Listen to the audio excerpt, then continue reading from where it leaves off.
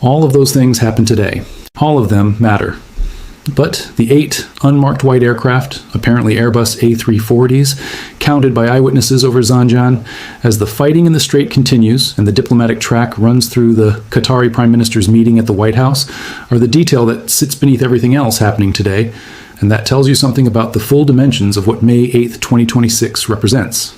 Someone sent 8 unmarked aircraft into Iran today. The aircraft were white. They had no visible registration markings. They were not the configuration of military transport aircraft. They were commercial airframe variants, the kind that move passengers or cargo rather than weapons systems or strike aircraft. 8 of them, entering Iranian airspace simultaneously or in close sequence, observed by witnesses on the ground who counted them and whose count reached 8. The cargo or passengers they were carrying are unknown. The country that sent them is unknown. The specific destination inside Iran is unknown. The 2 most operationally logical explanations are also the 2 most strategically significant ones.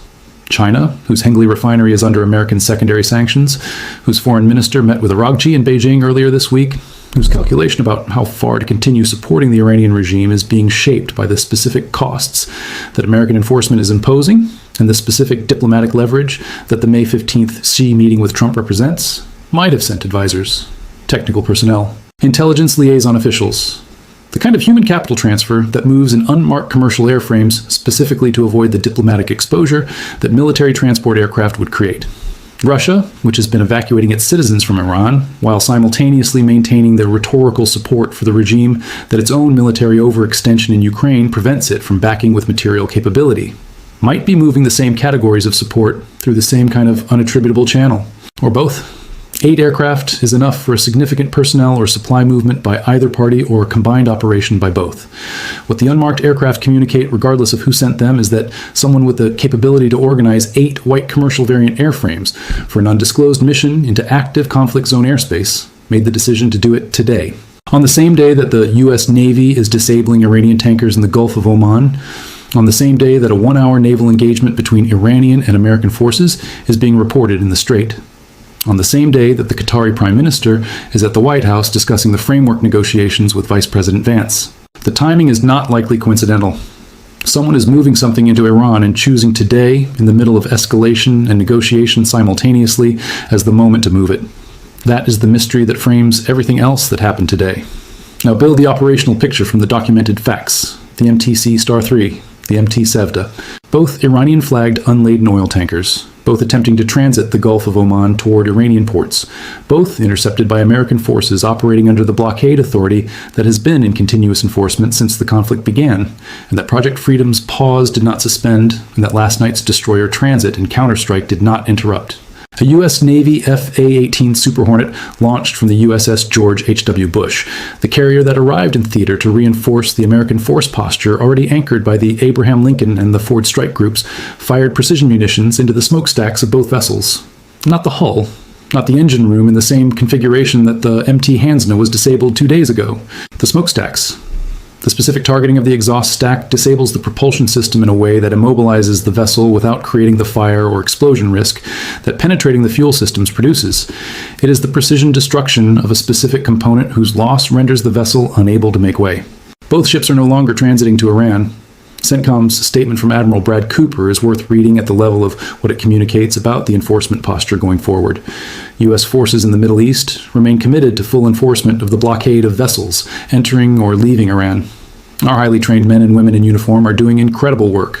Multiple commercial vessels have been disabled and more than 50 have been redirected by CENTCOM. 50 redirected. Multiple disabled. The MT Hansna disabled on May 6th by an F/A-18 from the Abraham Lincoln using the 20mm cannon. The Sea Star 3 and Sevda disabled on May 8th by an F/A-18 from the George H.W. Bush using precision munitions. The enforcement is systematic, documented, and operating with the specific calibration that distinguishes disabling from sinking. These vessels are not at the bottom of the ocean. They are immobilized in the Gulf of Oman, unable to reach Iranian ports, their crews safe, but their operational purpose defeated. This calibration is deliberate. It is the physical implementation of what Marco Rubio is communicating in his verbal statements. We did not fire first. They fired on us. We fired back. We are not sinking your ships unless you give us reason to. We are disabling them because they are violating a lawful blockade that we have the authority and the capability to enforce. The violence is proportionate, documented, and specifically authorized by the blockade authority. If you want to test whether we will escalate beyond disabling, the destroyers that transited the strait last night with 0 hits while absorbing simultaneous attacks from multiple threat categories are the operational answer to that question. Rubio's statement from this morning deserves the full attention it commands because it is not diplomatic language. It is the clearest public articulation of the American rules of engagement that has been produced in this entire conflict, delivered in the specific register of a man who has decided that clarity serves American interests better than the careful hedging of official diplomatic communication. He was asked about the ceasefire and the ongoing shooting. He said, "We didn't fire. They fired on us. My point is, if you fire at a U.S. Navy ship, what are we supposed to do? Say, oh, there's a ceasefire, we're not going to shoot down your drone? That's a stupid question. That's a stupid position to take." Of course, we fired back at them. They were shooting at us. Only stupid countries don't shoot back when you're shot at. And we're not a stupid country. He was asked about red lines. He said, "The red line is clear. If they threaten Americans, they're going to get blown up. If you fire a missile at the United States and we saw you fire it, we're going to hit you." Of course we are. They don't have a navy anymore, but they bring out these little Boston whaler fishing boats and they try to swarm you. We're going to blow those boats up if they're coming towards our boats. He was asked if Iranian fast boat crews understood the risk. He said, "If I were one of these Iranians on a fast boat and they tell you your mission is to go after a U.S. destroyer, you're probably not going to survive. I think that's a red line." Read those 3 statements as a complete communication and understand what they do simultaneously. For the American domestic audience, they provide the specific moral clarity that makes the ongoing enforcement action comprehensible and justifiable. They said we fired on their ships. We are shooting back when shot at. Only stupid countries do not shoot back. For the Iranian side, they provide the operational consequence structure in the clearest possible language. You fire, you get hit. Your fast boats approach our destroyers, your fast boats go to the bottom. Your drones fly at our ships, your drones get shot down. There is no ceasefire provision that creates a window in which Iranian military action against American forces produces no response. The window does not exist. For the international community, they provide the moral framework that establishes the American position as self-defense rather than aggression. We did not fire first. This is the specific diplomatic architecture that sustains coalition support and prevents the narrative space that Iran's information operations are trying to create. The IRGC's radio message to vessels in the Strait this morning adds the operational dimension that makes the full picture of May 8th visible. The IRGC broadcast a warning to ships in the Strait to stay 10 miles from American warships for their safety because, in their words, sometimes we need to teach the Yankees a lesson with missiles and drones. This broadcast, transmitted on maritime frequencies that all vessels in the operational area receive, is doing 3 things simultaneously. It is warning neutral commercial vessels away from the engagement zone in a way that limits civilian casualties and international complications. It is signaling that the IRGC intends to continue firing on American warships, and it is performing the institutional posture of continued resistance for the domestic audience and the Iranian information environment. The phrase, "sometimes we need to teach the Yankees a lesson," is the IRGC's translation of what Rubio called their little Boston whaler fishing boats. The IRGC calls it teaching lessons. Rubio calls it getting blown up. The operational record of the last week: 3 destroyers with 0 hits, 6 fast attack boats at the bottom of the strait, laser weapons destroying drones at the cost of electricity, 4 port facilities in ruins, multiple tankers disabled by FA-18 precision munitions, provides the empirical basis for assessing which of these 2 framings more accurately describes the outcomes of the IRGC's lesson teaching exercises. The Barbados-flagged crude oil tanker Ocean Koi is the IRGC's attempt to demonstrate that it can still project the specific category of coercive maritime power that creates the international complications it needs to generate diplomatic pressure on Washington.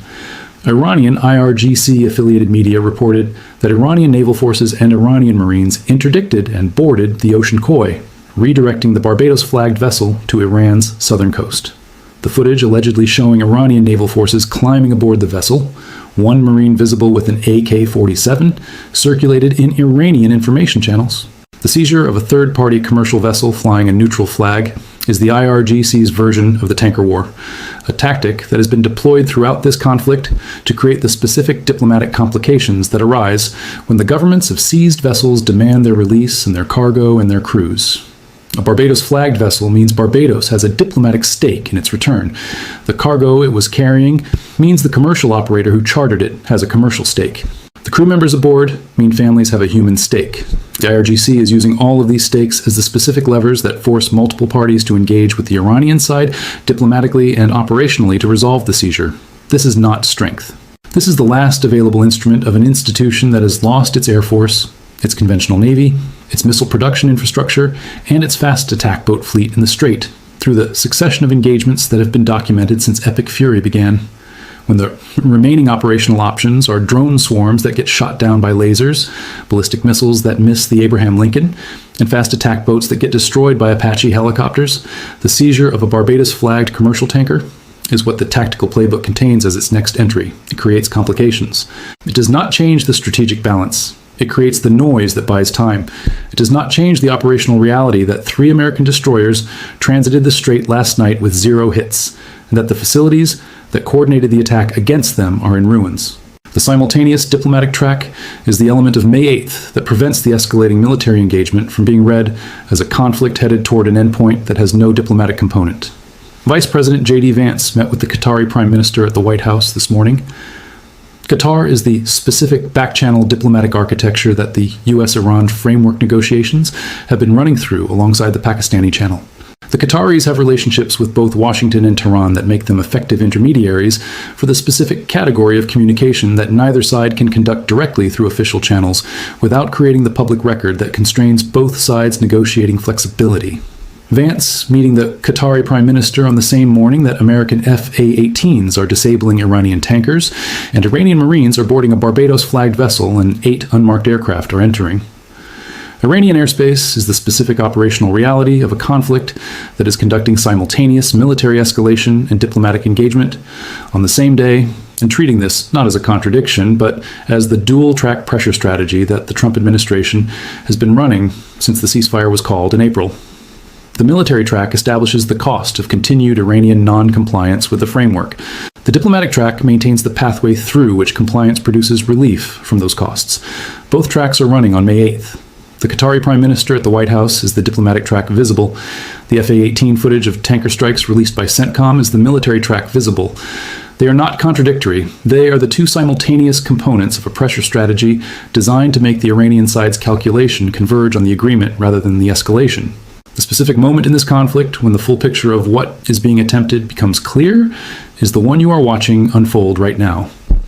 If you have been following these developments and want the deeper analysis of what the Qatari channel contains, what the framework's specific provisions mean for the Iranian institution's survival calculus, and how the military escalation and diplomatic negotiation are intended to interact to produce the outcome Washington is pursuing, the membership program is where that extended analysis lives. The full strategic picture, the connections between tactical events and diplomatic trajectories, and the real-time intelligence synthesis that makes sense of contradictory-seeming events like simultaneous tanker strikes and White House diplomatic meetings, that is the conversation the membership supports. The link is in the description. The explosions in Hormuzgan province are the operational event on May 8th, whose attribution is most uncertain and whose strategic significance is potentially most consequential. Land-based explosions in Hormuzgan province, reported by sources on the ground, speculated by analysts as potentially new American strikes against coastal infrastructure or weapon sites in the Iranian province that sits adjacent to the Strait of Hormuz. Not confirmed by CENTCOM, not claimed by American officials, not attributed to any specific platform or mission. Simply explosions, reported and unconfirmed, in the province whose coastline contains the specific categories of military infrastructure that the American strike packages from last night's operations targeted. The uncertainty surrounding these explosions is operationally significant because it represents the specific information environment that the Iranian command structure is operating in right now. Explosions in Hormuzgan province could be new American strikes continuing last night's campaign against coastal infrastructure. They could be secondary explosions from last night's strikes, the specific delayed detonation of ammunition or fuel in facilities that were hit and that are still burning or processing the damage. They could be Iranian military activity, testing weapons, moving equipment, conducting the reconstitution operations that every ceasefire and operational pause produces. They could be the work of the Immortal Guards, the internal resistance whose cell structure and insider intelligence have been producing the Zanjan-type explosions that the Iranian military has been attributing to accidents and ordnance disposal mishaps.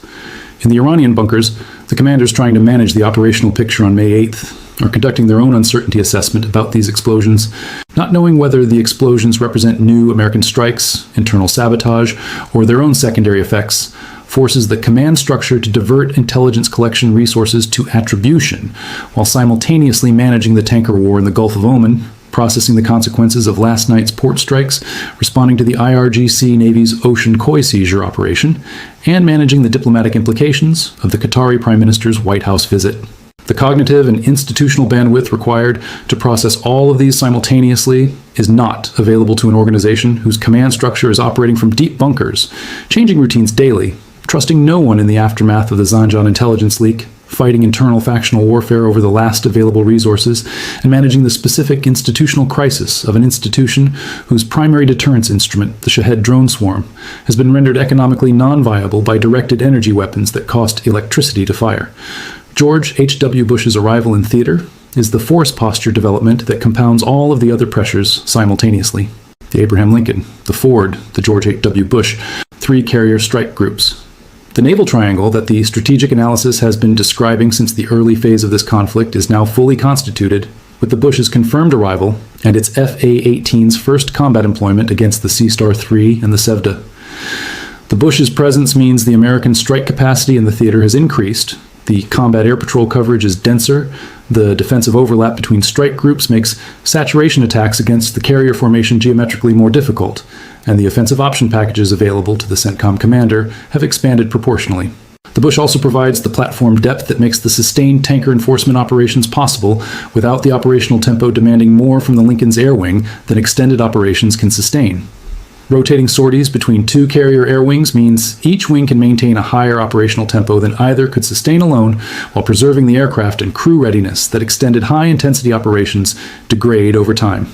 The Bush's arrival is not symbolic. It is the logistics of sustained operations at scale, maintained for the duration the framework negotiations require, which is the duration of however long it takes the Qatari back channel to produce the Iranian response, that either closes the agreement or confirms that the bombing at a much higher level and intensity is the next phase.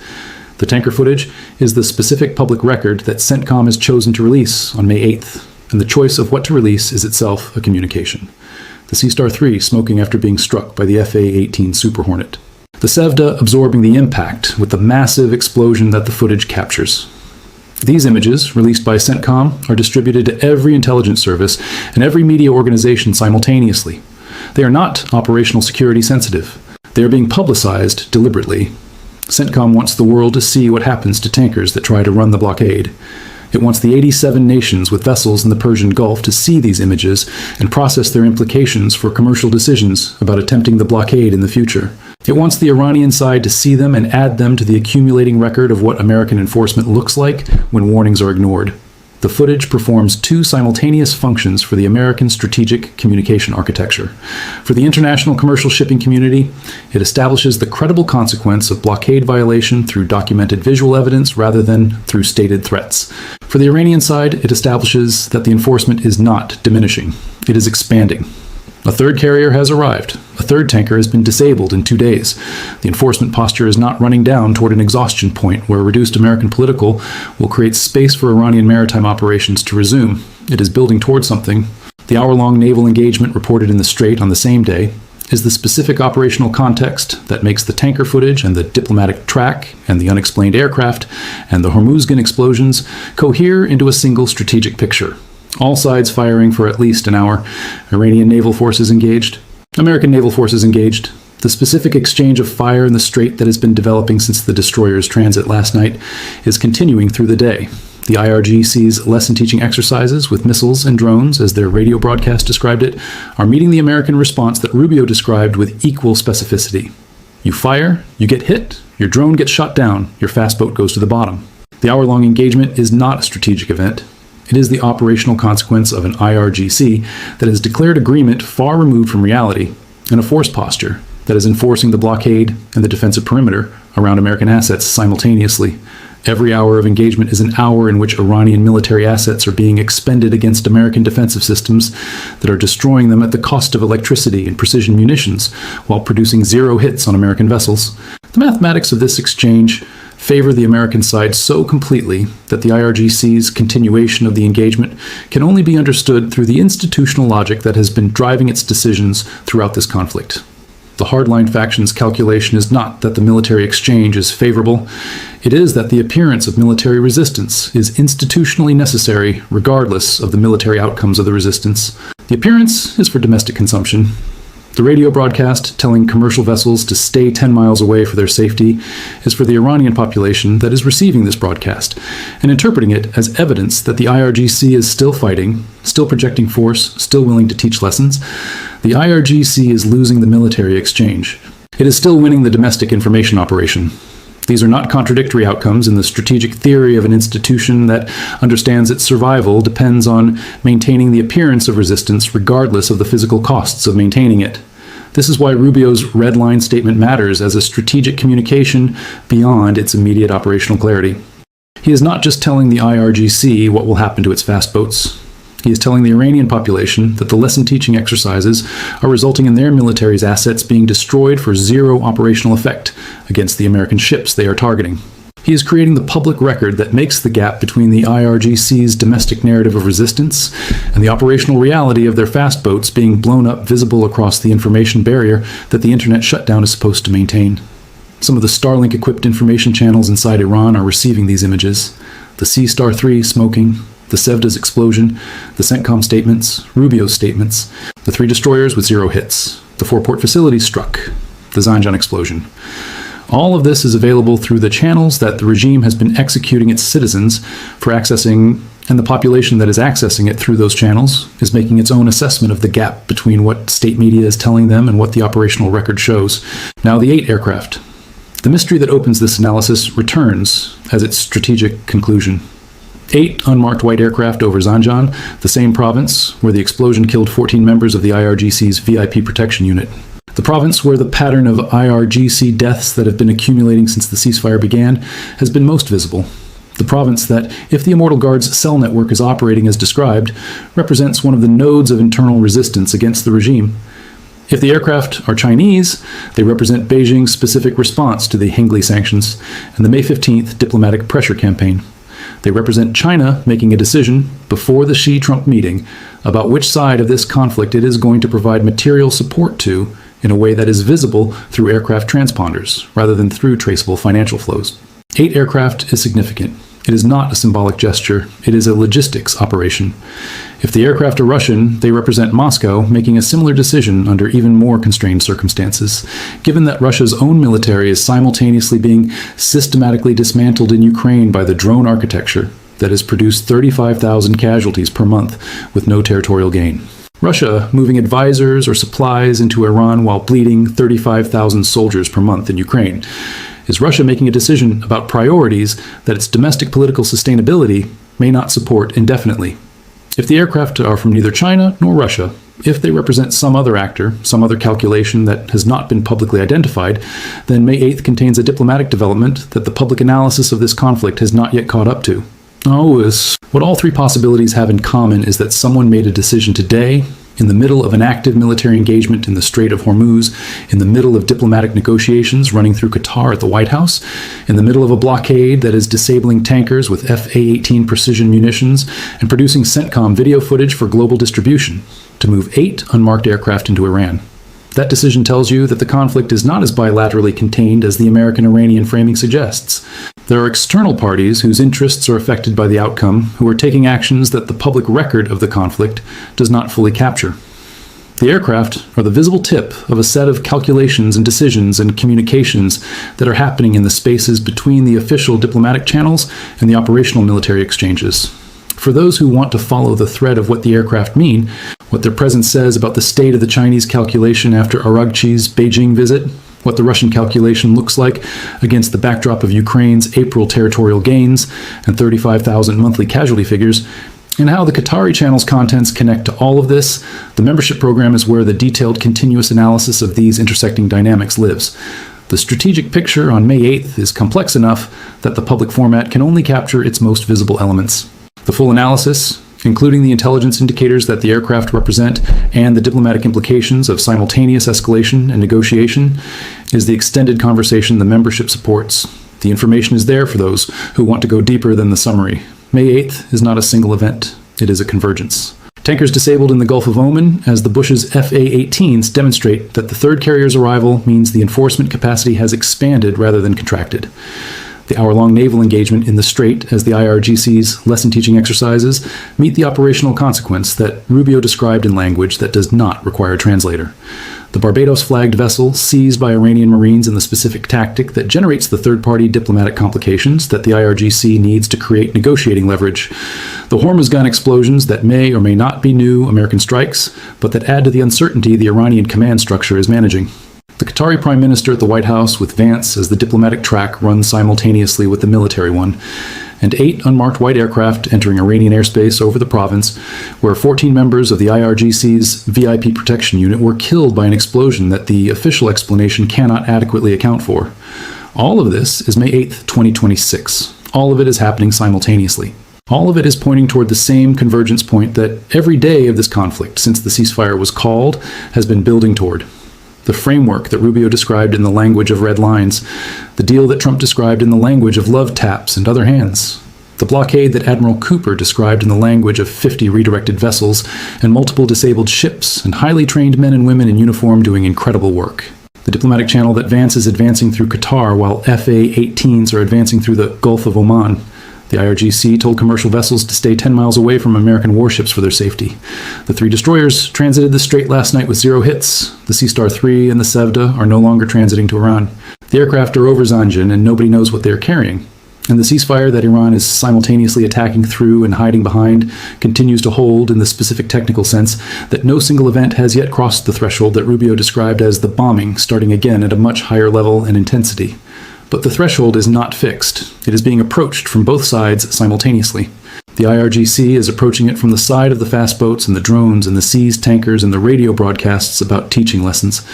The 3 carrier strike groups are approaching it from the other side with every tanker strike. Every disabled vessel, every CENTCOM video released, every Rubio statement, every Qatari diplomatic visit, and 8 unmarked aircraft entering Iranian airspace whose cargo nobody has confirmed but whose presence nobody can dismiss. May 8th is not the end of anything. It is the most complete operational picture yet of a conflict that is being fought on every dimension simultaneously, and that has not yet found the specific combination of diplomatic progress and military consequence that resolves it. The Sea Star 3 is smoking in the Gulf of Oman.